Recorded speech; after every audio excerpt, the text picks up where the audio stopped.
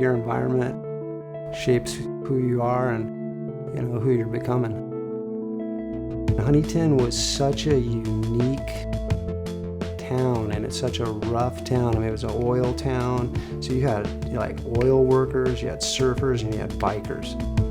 So many roughneck dudes, and there was drug dealing, and even though I didn't really know about it, back then because you're so young, but it kind of fit the scene of the kind of characters that you would see. I moved to Huntington Beach with my mom, I think in 7th grade, just downtown, like 3 blocks from the beach, so it was awesome. That's where I met Casey, my business partner, and a longtime friend. My grandparents owned Zach's and Zach's 2, which are the concession stands on the beach that sell the burgers and the strips and rent the boogie boards, and I basically grew up with the biggest sandbox on the block. I thought this was the center of the surf universe, and basically it was back then. Each shop had their team, and every shop had the most uniquely trashed individuals. It was insane to grow up in HB in the 80s. There was nothing like those days. Zig's a workhorse, he's a super creative guy. When Bob started Hurley, I went with him. And then I worked at Hurley as one of the main designers. Leanne Murray, who was the head designer of Hurley, started a clothing company called Aqua 6. Me and her, she brought me on as a partner. We started Royale. We had a good run, partnered up with a good friend of mine, Jeff Long, who was our financial backer. Sadly, though, he OD'd on fentanyl patches. And this is the thing about drugs. You never know when that drug is going to be the drug that's the one that fucking hooks you. I think about Zig and us when we were younger. There was nothing someone could have told us to deter us from what we did. We started going to raves, and the rave scene in LA was dope. Slowly, those weekends ran into weekdays. Being reckless is fun. To me, that was just as addictive as the drugs. As I got older, I graduated into harder drugs, I guess, per se. Like, I started doing cocaine, ecstasy. You go to Truth back in the day, at Park Plaza, on a hit of X, at 19 years old, and you got a hip-hop room, you got a house room, and you got gangsters from LA, and you got people from Orange County, and you got the LA cool scene. Dude, I'm getting chills thinking about it. That's just intoxicating. That's when I became super reckless. That's when I started, freebasing. I started selling weed. This is back in, maybe the end of the cowboy days. I was pulling everything off. I was still succeeding at work, still succeeding in relationships. It was fucking out of control. It was next level.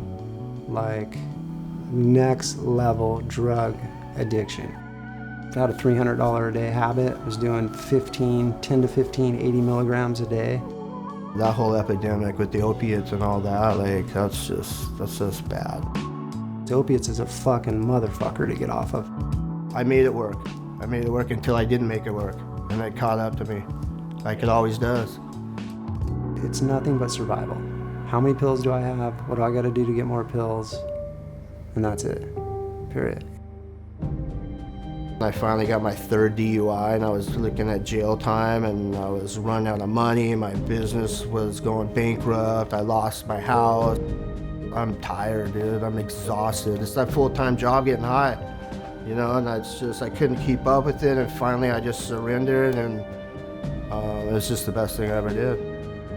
I was arrested by the DEA and for distribution of marijuana. The judge was gonna sentence me to 5 years. He said, I'm gonna test you in the courtroom next week, and if you come up dirty, I'm sending you away for 5 years. I'll never think about you again. And they tested me in the courtroom. He's like, yeah, you're good. And I literally, my knees just buckled. I had to buy myself, meeting face to face in the mirror in the federal courthouse up in LA, and I was just like, dude, you really took this to the fucking bitter end.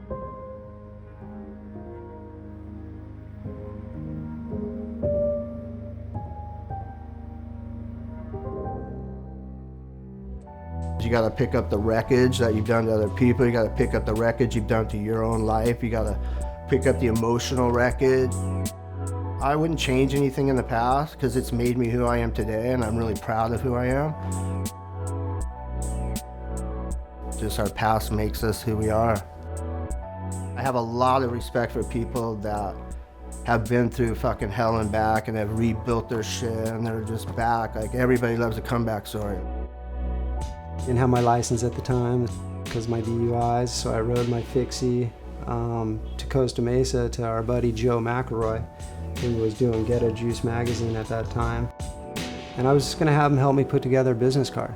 And like, we're sitting there like putting it together, and we both kind of looked at each other, and he's just like, dude, this would be a really cool little clothing brand. And then I was just like, fuck it, let's just hop back into it. Surfing is the sport of kings, surfing is the fountain of youth. Sport of Kings, forever young. Casey approached me with Sport of Kings, and then been doing this ever since. It really all came about from, from our sobriety. I love looking at like Chanel and Gucci and all these, all the high-end brands, and just to see the simplicity of like a Chanel ad, and just be like, dude, like, this is like a dope photo and Chanel. That's it. No bells and whistles, just pure, perfection, really. He's into fashion, I'm into fashion. We both are into surf, and just, I don't know, the stars aligned. It's my passion. Like, I just love fashion. I love marketing. We bounce ideas off of each other. We get a lot of creativity off of each other.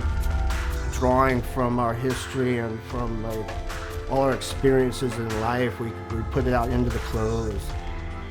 Our whole vision on this is really just to do an elevated surf brand that speaks quality and not quantity. It's the most real and authentic company that I've ever been involved in. And it's just, I don't know, it's just us. I know I got one more beautiful thing in me, like creatively, and this is it. Sport of Kings. It's more about making some cool shit, dude, that people, like, it makes them feel good. When you do stuff for people unconditionally, that's happiness. We want to make the world a more beautiful place. And our way of doing that is by making people look good.